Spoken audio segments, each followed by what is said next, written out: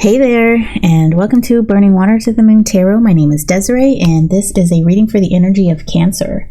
For this series, I've been using Baroque Tarot by Lamucci. This is Tarot of the Abyss by Anna Torian, and this is the Lantern Oracle by Angelina Mirabito. So, I am going to pull an oracle card first. I've kind of been experimenting with that, and I think I like it.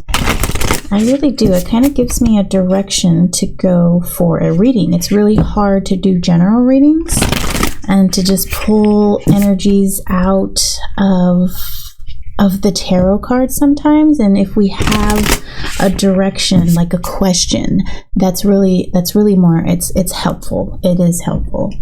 And but sometimes I'm called to not pull these cards first. Sometimes I'm called to just do the tarot reading and then do the oracle card. So we're just going to see how it goes. All right, Cancer, let's see what's going on with you. Wisdom in play. Our intuition knows more than we do. Look at this beautiful card. Oh my goodness. I really like that. This veil that she has over her eyes. I don't think it's focusing very well.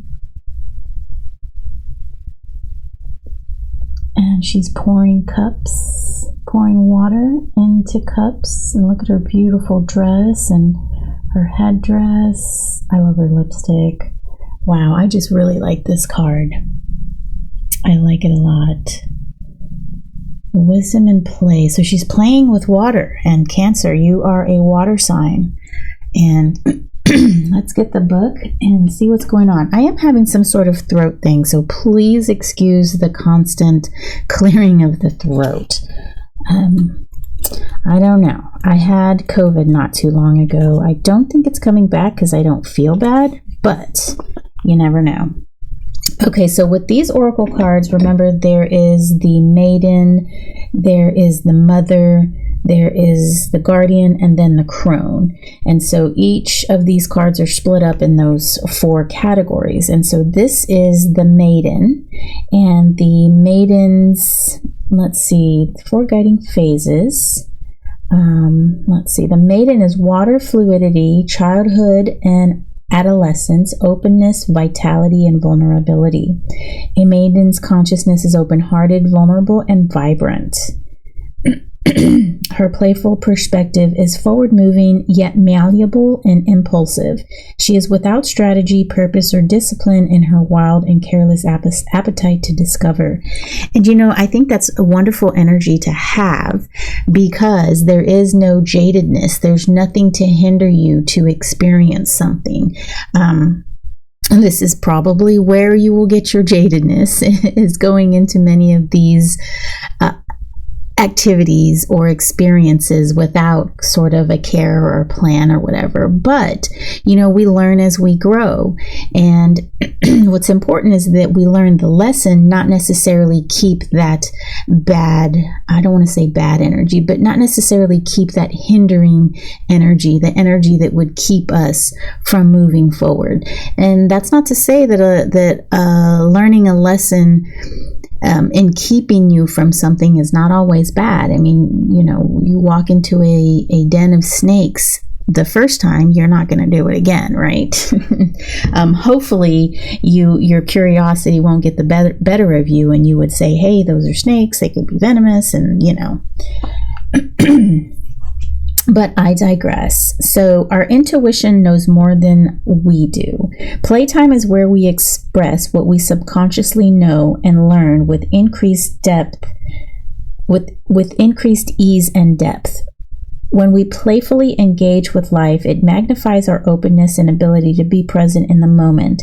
A state of playfulness is when the mind relaxes its control and censorship over the expression of our spirit self's wisdom. In states of play, we can freely explore ourselves and our ideas without the fear or the burden of real-life consequences. Activities of emotional relief and reprieve can be enjoyed, and in such carefree moments, solutions to our problems can occur to us. This is because play and creativity take place in the hypothetical space of make-believe, visualization, and imaginative problem-solving. An inner subconscious knowing can be accessed and expressed through intuitive action and reaction. The maiden is blindfolded with her head facing upward. She pours her spirit self energy from one cup directly into the other cup with no spillage. She appears to be relaxed in a state of play as her intuitive pouring is achieved with exceptional precision. This demonstrates the potential of one's inner knowing and guidance to wield results that are superior to those of logic and reason. Now is time to prioritize play. It is through playfulness that you open yourself to receive solutions to problems. At every age, play is the gift to yourself that keeps giving. The maiden's message: honor the value of play and the unexpected insights that arise in it. So the fifth house, now that I'm studying astrology more in depth and with a purpose, the fifth house is the house of play. It's a house of childhood. And so maybe you should visit your birth chart and see what's in the fifth house for you, and maybe see what's in the fifth house right now. I do have links in my description box on where you can go to pull astrology charts. Both for sidereal and tropical, so whatever your cup of tea is, that's you. That's you decide what you want to do, but the sidereal link will show you what is actually going on in the sky, and the tropical will show you what's based on 30-degree delineation of each of the 12 signs, based on the Tropic of Cancer and the Tropic of Capricorn. Everything starts the delineation and demarcation starts with the tropics. Hence the name tropical astrology.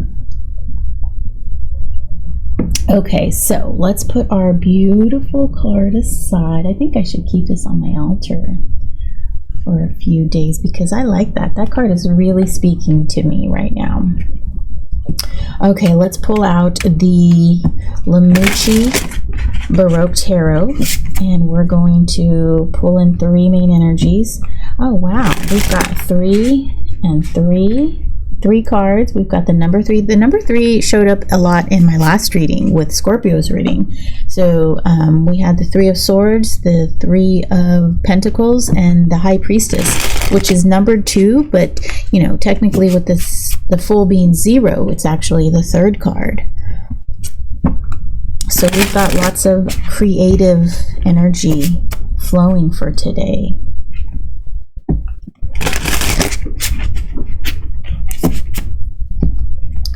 All right, let's do my splits here. I'll do a couple more shuffles. I really like the way these decks, both of these decks shuffle nicely, but this one shuffles a little bit better. It has more acoustics. I really like this deck. This is one of my first decks. It was one of the first ones. Not the first one, but one of them, and it was a Kickstarter that I really enjoy, and I do believe that this is available for sale if you are interested in this deck. I like this deck because it reminds me of my Catholicism. My grandmother and my mother, I was raised Catholic, and I love the ceremony of a Catholic Mass, and just the ideology of Catholicism. Really, I guess because I grew up with it, it feels at home. Okay, and I do work with the Virgin energy, Virgin Mary energy. Wheel of Fortune, the Hermit in reverse, and 3 of Cups. There we got the 3 again. And the Hermit is card number 9, divisible by 3. The Wheel of Fortune is 10. Not so much divisible by 3. So I'm going to go ahead and pull some cards here from the other deck. We're going to pull 6 in the first row, in the second row, and then 3 in the bottom row. So we are rife with 3s. And I do happen, that's one of my favorite number is 3. I like 3. I like 3 a lot. I always have. I've always been drawn to triangles, and so 3 just sings to me. All right, let's see what we have. 7 of Swords, King of Swords, the Emperor in reverse, Death, 9 of Cups in reverse, Page of Cups in reverse, 6 of Wands, the Hanged Man, the Hanged One in reverse, and 4 of Cups in reverse. So interestingly enough, we had the Emperor, Death, and the Page of Cups in Scorpio's reading just a few minutes ago. It's probably posting as we speak. Okay. So let me sit with this a little bit, Cancer. Let me see what I can pull through.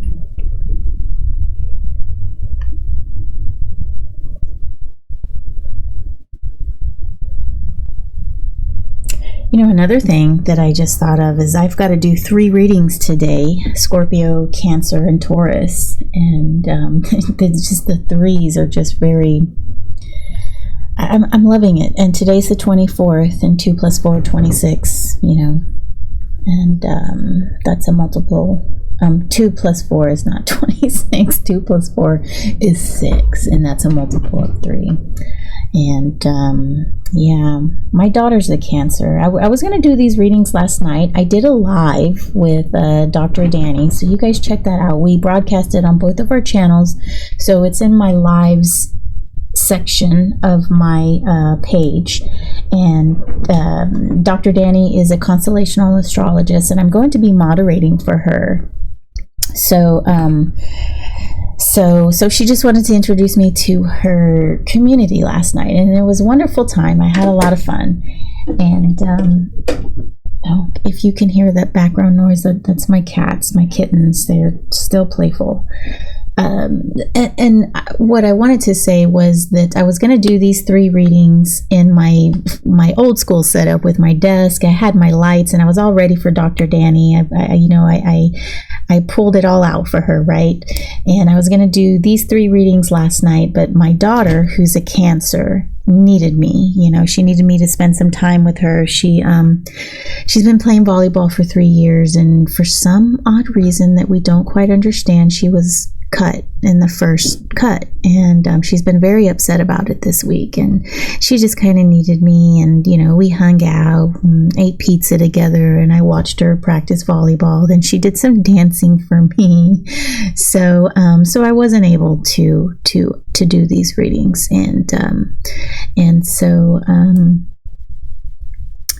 I was just there for her, and I needed to be. And I've been there for her all week, but I think this energy was just a little bit different, because I think she's able to sit with the disappointment a little better. And it's been some days, you know. It still hurts though.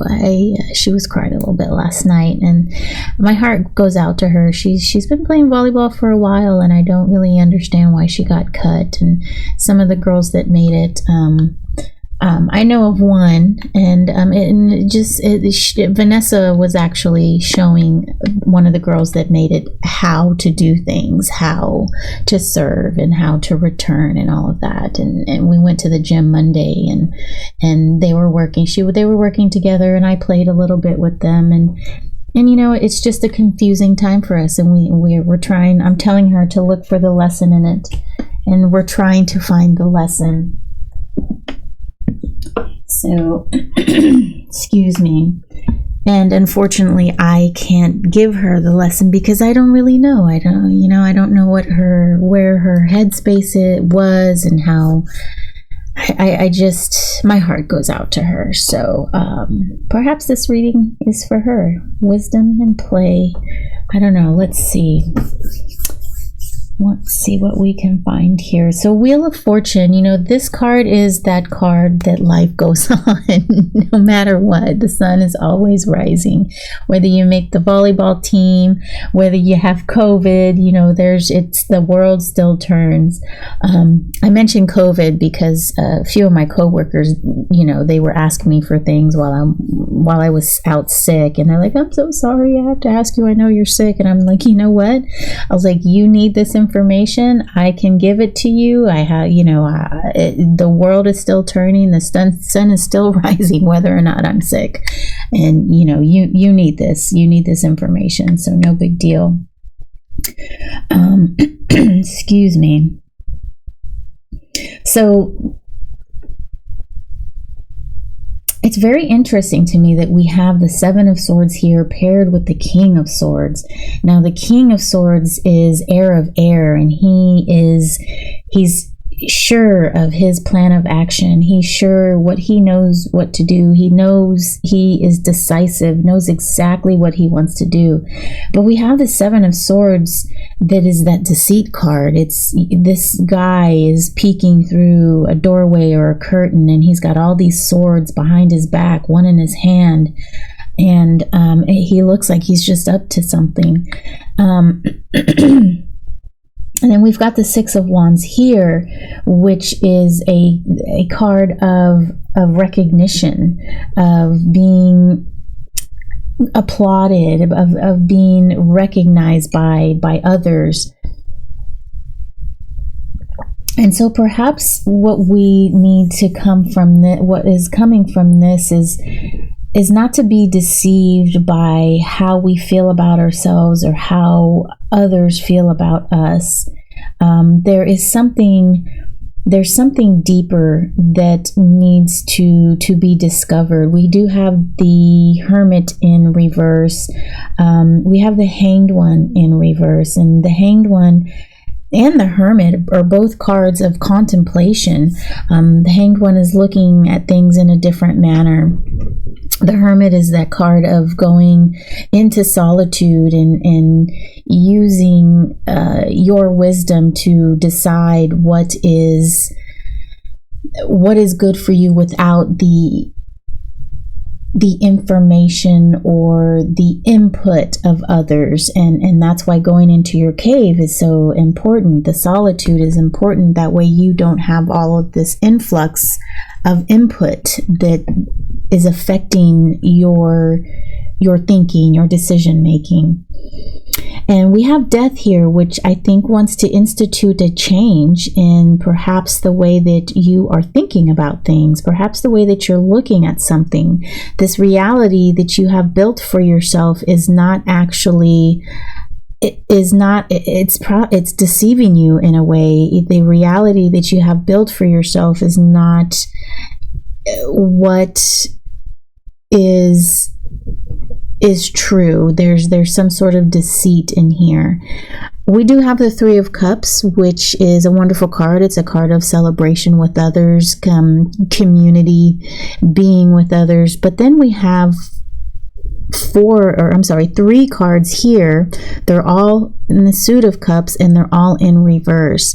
So I do feel like there are some emotions that are definitely being blocked in general.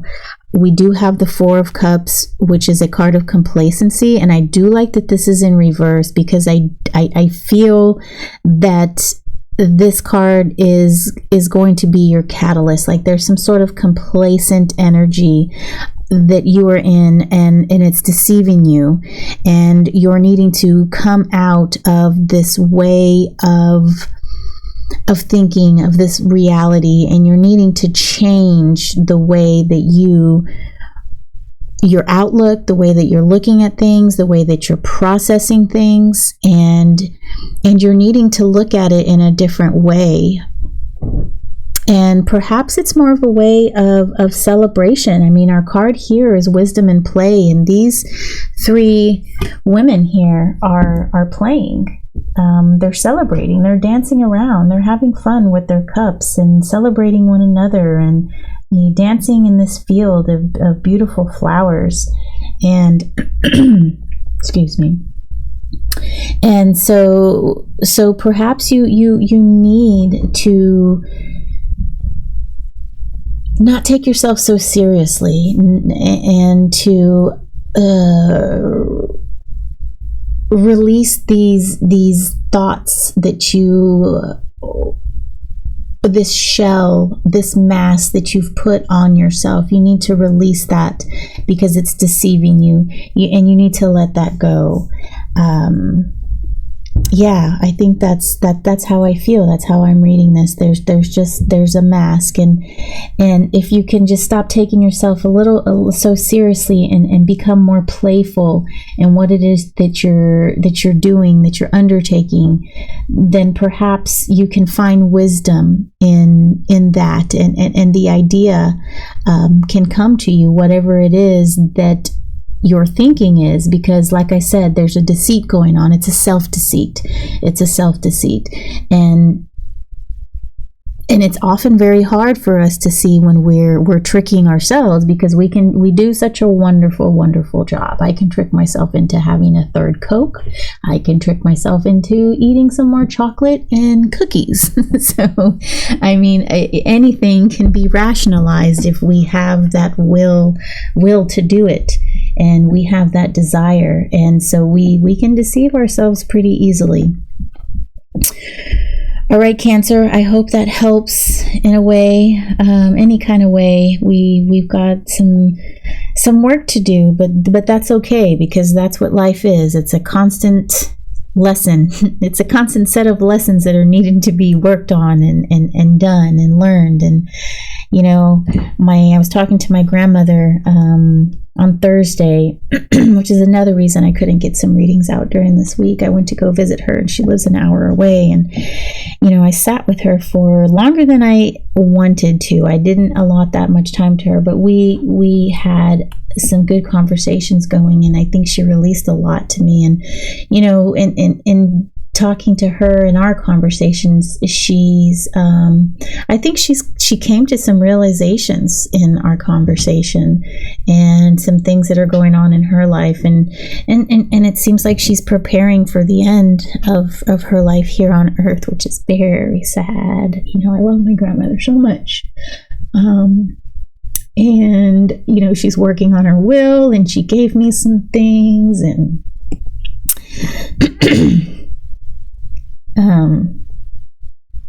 and she's come to some realizations. So that tells me that learning in life just never ends. You know, we're learning until our very last breath. And I think even as we release that final breath, as we turn into spirit and we leave our physical body, there's going to be a lesson in that as well, and lessons as we become ethereal, you know. Some deepness going on here. I think it's because this death card's been showing up a couple of times. You know, I'm a Scorpio in tropical astrology, so I'm no stranger with going deep, and I'm not afraid of it either.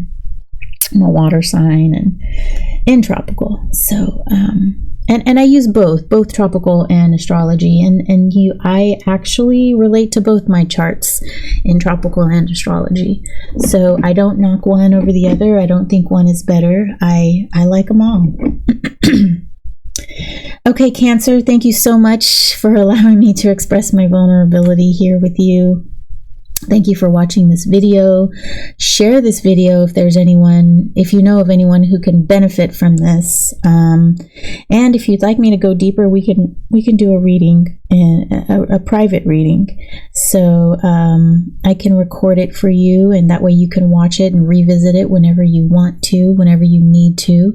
And then Dr. Danny actually gave me a good idea to offer an in-person, or not an in-person, but you know, maybe via Zoom or telephone, where we can actually discuss. You can come with me with some questions, and we can go over some things. So so yes, I that is going to be part of my offerings now. So thank you, Dr. Danny. All right, guys, I will see y'all next reading. Y'all have a wonderful day, and And go check out that live. It's pretty cool. It's about an hour long. Take care. Oh, don't forget to like and subscribe. Bye now.